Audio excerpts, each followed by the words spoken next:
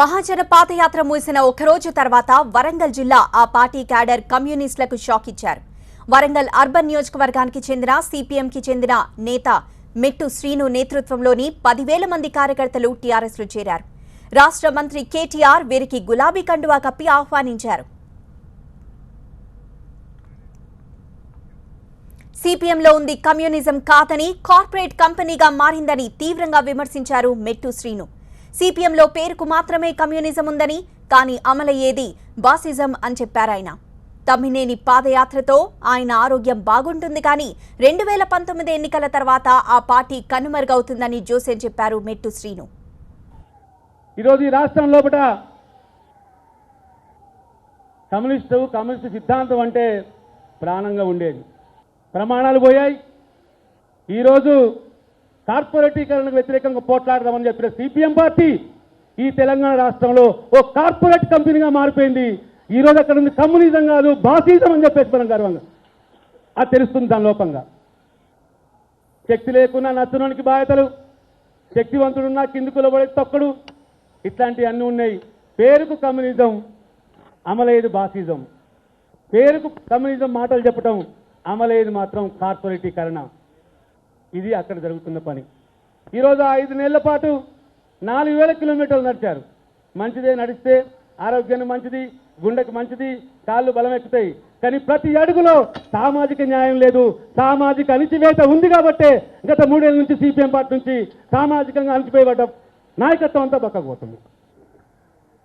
ఓ 10 ఏళ్ళ ఆయుష్ పెంచుకోవచ్చు, కానీ ఈ రాష్ట్రం లోపల 2019 తర్వాత నాకైతే సిపిఎం పార్టీ కన్వర్గైద్దని చెప్పేసి నేను భావిస్తున్నా.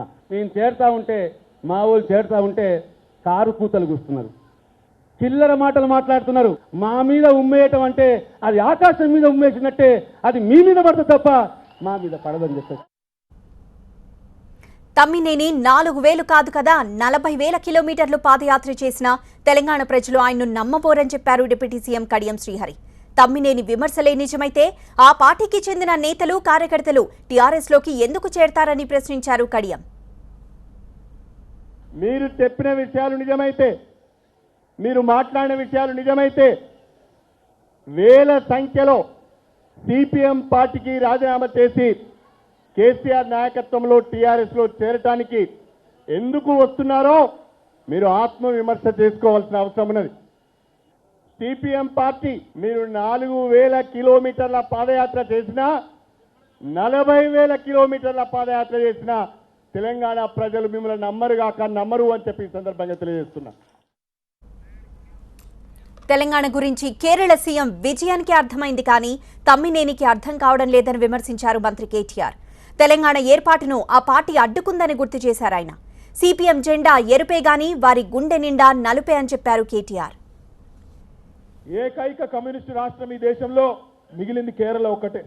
ఆ రాష్ట్ర ముఖ్యమంత్రి కూడా వచ్చి మీ రాష్ట్రం నుంచి మేము నేర్చుకొని పోతాం అంటుండంటే నువ్వెప్పుడు నేర్చుకుంటావు తమ్మినేని వీరభద్రం అని నేను అడుగుతున్నా. అక్కడున్న ఆయనకు అర్థమైంది, కేరళలో ఉన్న ఆయనకు అర్థమైంది, కానీ మన తమ్మినేనికి మాత్రం అర్థమైతలేదు. అందుకే ఈరోజు మెట్టు శ్రీనివాస్ గారు మీరు తీసుకున్న నిర్ణయాన్ని హృదయపూర్వకంగా అభినందిస్తా ఉన్నా. ఎందుకంటే ఈరోజు కమ్యూనిస్టుల పేరు మీద ఎర్ర జెండాలు పట్టుకున్న నాయకత్వం ఏదైతే ఉందో జెండా ఎర్రగానే ఉంది, కానీ వాళ్ళ గుండె నిండా నలుపున్నది. గుండె నిండా మన మీద కోపం ఉన్నది తప్ప తెలంగాణ మీద ఇంకోటి లేనే లేదు. ఆనాడు తెలంగాణ ఉద్యమంలో అడ్డం పడ్డారు, పార్లమెంట్లో అడ్డం పడ్డారు, ఇక్కడ క్షేత్రంలో అడ్డం పడ్డారు.